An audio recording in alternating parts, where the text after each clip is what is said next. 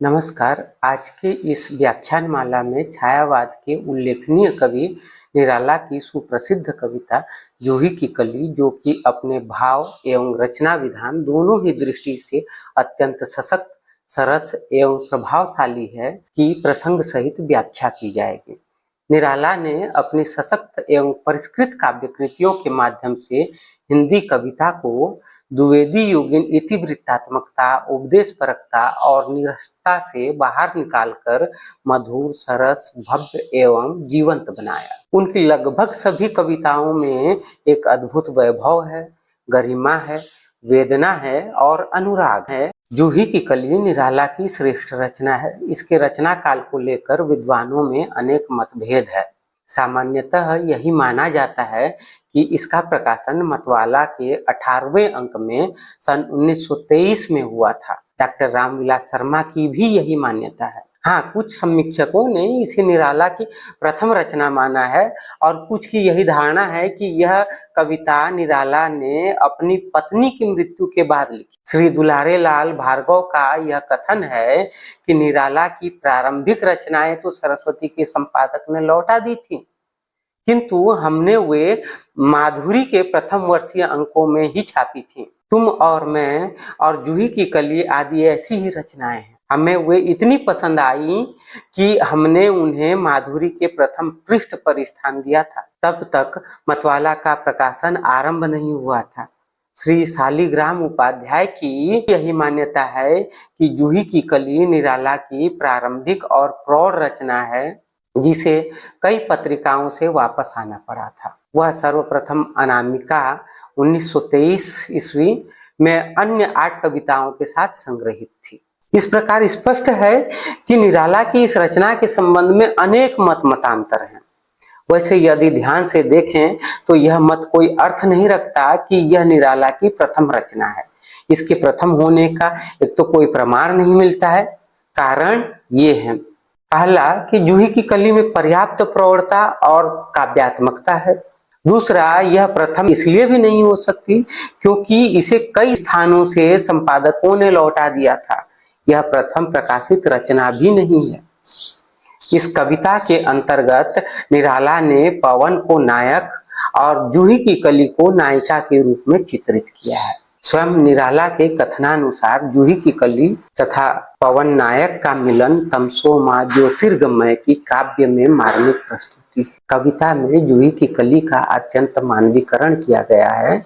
छायावादी कला वैभव, कल्पना वैभव और सौंदर्य की मिलीजुली चित्रावली बनी इस कविता ने हिंदी जगत को पर्याप्त प्रभावित किया है। अवतरण 1। विजन वन वल्लरी पर सोती थी सुहाग भरी स्नेह स्वप्न मग्न अमल कोमल तरु तरुणी जूही की कली। दृग्बंध किए शिथिल पत्रांक में वासंती निशा थी, विरह विधुर प्रिया संग छोड़ किसी दूर देश में था पवन, जिसे कहते हैं मलयानील। प्रसंग। प्रस्तुत पद्यावतरण निराला की बहुचर्चित और प्रसिद्ध कविता जूही की कली का प्रारंभिक अंश है। इसके अंतर्गत कवि निराला ने जूही की कली की स्थिति, उसके सौंदर्य का वर्णन करते हुए मानवीकरण किया है। व्याख्या। कवि कह रहे हैं कि अर्धरात्रि की नीरवता एवं निस्तब्धता के मध्य निर्जन एकांत वन की एक लता पर बिछे पलों की सैया पर जूही की कली प्रगाढ़ निद्रा में निमग्न थी।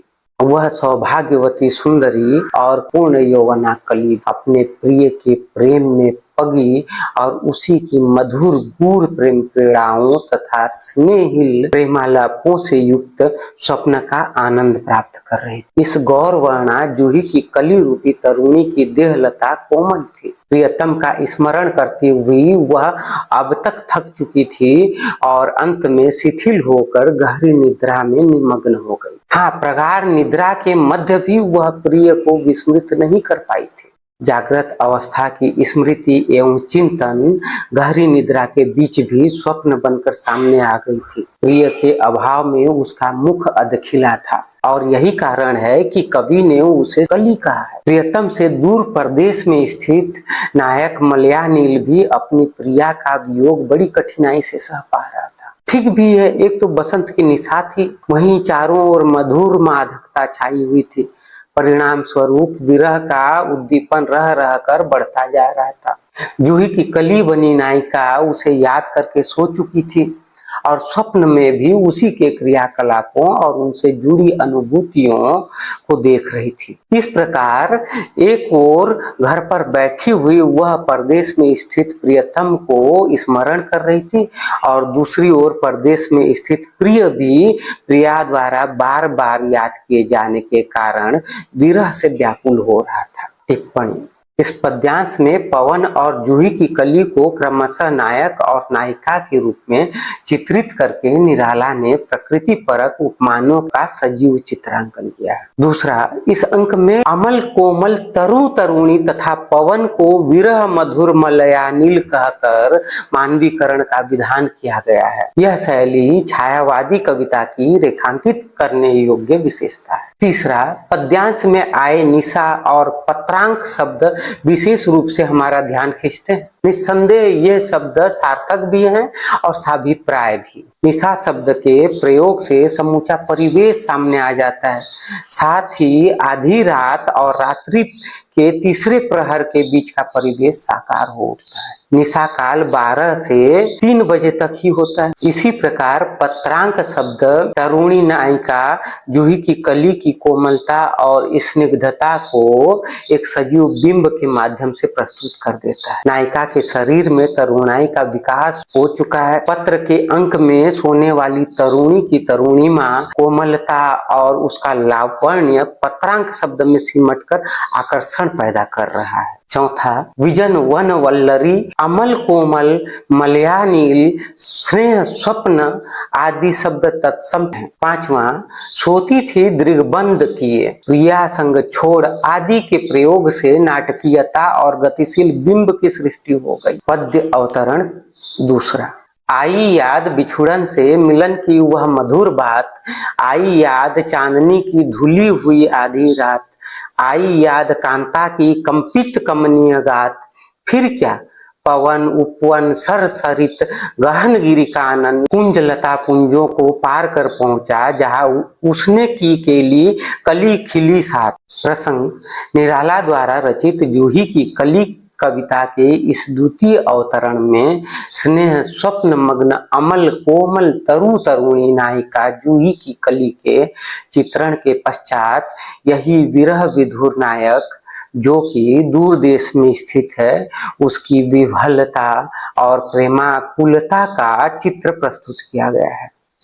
व्याख्या: कवि निराला कह रहे हैं कि वसंत की स्वच्छ निर्मल चंद्रिका से युक्त मस्ती भरी रात्रि में नायक को अपनी प्रिया यानी जूही की कली की सुखद स्मृति ने व्याकुल कर दिया है। पवन अर्थात नायक को अपनी प्रिया से बिछुड़ने पर उसकी स्मृति बार बार व्यथित करने लगी है। स्पष्ट शब्दों में कहें तो बासंती निशा के सुंदर वातावरण को देखकर नायक पवन को अपने संयोगकालीन विगत अभिसार की बेला की स्मृति हो आई। आसपास का परिवेश, मादक रात्रि उसे कामोद्दीप्त करने लगी। परिणाम स्वरूप उसके नेत्रों के सामने क्रम क्रम से अभिसार के सारे दृश्य साकार होने लगे। आज बिछुड़ कर उसे मिलने की वे कभी न समाप्त होने वाली मधुर बातें भी आने लगी। चांदनी से धुली श्वेत कोमल निर्मल और शीतल अर्धरात्रि की बेला पुनः उसके नेत्रों के सामने नाच उठी। उसे लगा कि जैसे गलबाही डाले प्रेमी युगल के मधुर प्रेमालाप के दृश्य भी क्रमशः मूर्तित होते जा रहे हैं। इसी क्रम में स्मृति को कचोटने वाली स्थिति अनेक रंगीन और मादक चित्रों के सामने आ खड़ी हुई। आलिंगन के निमित्त बढ़ाए हाथों की स्पर्श मात्र से प्रिया के शरीर में कंपन प्रारंभ हो गया था। कवि यह कहना चाहता है कि जिस प्रकार कोमल पवन के हल्के स्पर्श से कली और पुष्प पत्र में कंपन होता है, ठीक वैसा ही कंपन स्मृति के क्षणों में भी होने लगा। विगत में हुए मिलन की बेला की मधुर बातें, चांदनी में नहाई हुई निर्मल रात्रि और कांता यानी स्त्री का कांपता हुआ शरीर आदि सभी उसे रोमांचित करने लगा। परिणाम स्वरूप मलयानील प्रिया से मिलने के लिए आतुर हो उठा। ऐसी स्थिति में नायक अपने आप को संभाल नहीं सका। ऊपर वर्णित सभी स्मृतियों ने एकत्र होकर मानो प्रेमी पवन को अपने प्रिया से मिलने को विवश कर पवन रूपी नायक अथवा प्रिय अपनी इस मिलनोत्कंठा को दबा नहीं पाया। परिणाम यह निकला कि आवेग की स्थिति में उद्विग्न और अधीर होकर पवन प्रिया जूही की कली से मिलने के लिए तीव्र गति से चल पड़ा। प्रिया मिलन की तीव्र उत्कंठा और मन में उत्पन्न आवेग के कारण पवन रूपी नायक को मार्ग के बाधा विघ्नों का भी ध्यान नहीं रहा। कहा भी गया है कि इश्क पर जोर नहीं है, ये वो आतिश गालिब लगाए न लगे और बुझाए न बने की तरह नायक उन्हें उपेक्षित करता हुआ भयंकर वेग से आगे बढ़ा। मार्ग में कितने ही नदी, नाले, पहाड़, जंगल, खाई और कांटे भी आए, पर उसे इस प्रकार की बाधाओं की कोई चिंता नहीं थी। परिणाम स्वरूप वह प्रवेग से उन सभी मार्गों की बाधाओं को लांघता हुआ अपनी प्रेयसी के पास जा पहुंचा। वहां पहुंचकर उसने प्रिया से केली क्रीड़ा की और प्रेयसी का म्लान मुख भी हर्ष से उल्लसित होता हुआ आनंद से भर उठा। टिप्पणी: इस अवतरण में निराला ने पवन की विरह विहल मनोदशा का अंकन मनोवैज्ञानिक शैली में किया है। एक प्रेमी की प्रतिक्रियाओं का वर्णन बड़ी सूक्ष्मता से किया गया है। दूसरा, उपवन, सरसरित, गहनगिरी कानन जैसे प्रयोगों के माध्यम से प्रेमी हृदय में मिलने की आतुरता, विह्वलता और मार्ग की बाधाओं की उपेक्षा करके मिलनोत्कंठा के कारण मात्र गति की तीव्रता को ही सूचित नहीं किया गया है, अपितु इस प्रकार के शब्द विधान के सहारे निराला जी ने पाठक के समक्ष एक सजीव और स्पष्ट बिंब प्रस्तुत कर दिया। ऐसे कम और सरल शब्दों का सहारा लेकर इतना सशक्त, सजीव और भावपूर्ण बिंब निराला ही दे सकते थे। तीसरा, जूही की कली प्राकृतिक सौंदर्य की कविता है, अतः इस अंश में भी चित्रित सभी क्रिया व्यापार प्राकृतिक उपकरणों से जुड़े हुए हैं। वातावरण भी प्राकृतिक है। मानवीकरण शैली के प्रयोग द्वारा इस वर्णन को और अधिक स्पष्ट, गतिशील और मनोहर बनाने का प्रयास किया। पवन नायक का प्रिया से मिलने के निमित्त दिव्य बाधाओं की चिंता न करते हुए पूरे प्रवेग से आगे बढ़ना गतिशील चाक्षुष बिंब की सृष्टि कर रहा है। इस अंश में मानवीकरण अलंकार का बेहद सुंदर प्रयोग हुआ है। पद्य अवतरण तीसरा। जाने कहो कैसे प्रिय आगमन, नायक के चूमे कपोल, डोल उठी वल्लरी की लड़ी जैसे हिंडोल। इस पर भी जागी नहीं, चूक क्षमा मांगी नहीं, निद्रा लस बंकिम विशाल नेत्र मूंदे रही। किम वह मतवाली थी यौवन की मदिरा पिए कौन करे।